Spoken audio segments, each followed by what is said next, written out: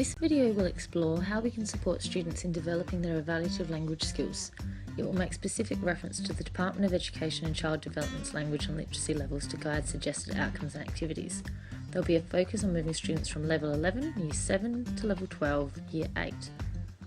There is a marked difference between these levels, which outline the development in language use between Year 7 to Year 8. According to the Department of Education and Child Development's language and literacy levels, in Year 7, students are expected to use a wide range of evaluative language appropriately in a range of genres to express feelings and emotions, judgments of people, and appreciation of things with varied intensity. In Year 8, students are expected to use evaluative language appropriately, however now they are also expected to begin to use nominalisation to express feelings and emotions, judgments of people, and appreciation of things, again with varied intensity. So what is evaluative language?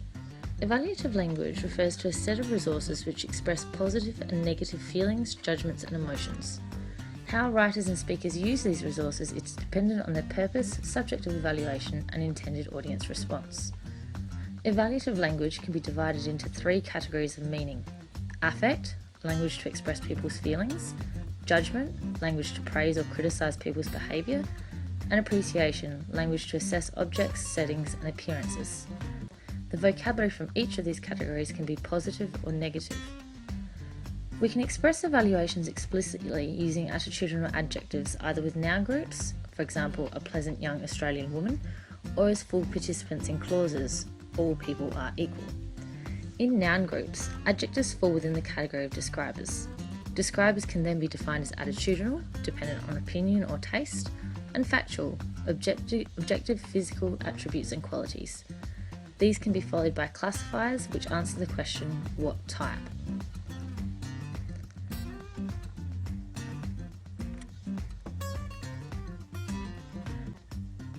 However, evaluative meaning can also be expressed across all grammatical categories.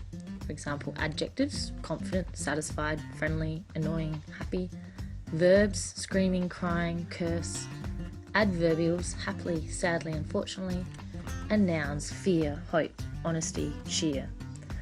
As we saw earlier, in Year 8, students need to begin to use nominalisation or attitudinal nouns to evaluate.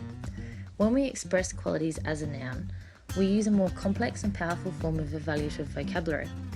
The use of nominalisation, the transformation of other word types into nouns in order to create more technical, abstract concepts, helps writers and speakers to position the audience to agree with them, because it implicitly suggests that the evaluation is already agreed upon.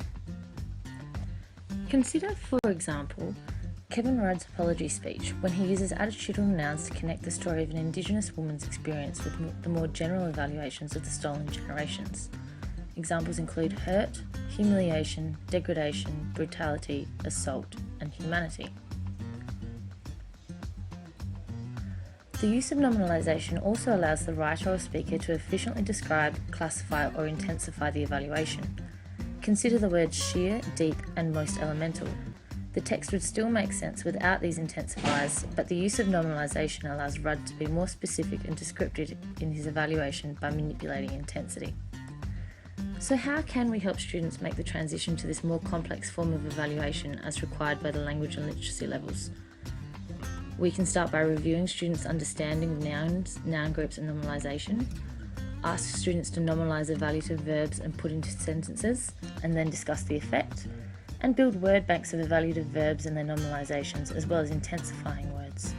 Finally, we can analyse the use of evaluative nominalisation in authentic texts. Try exploring what kinds of texts use these language techniques the most, and to what effect. Thank you.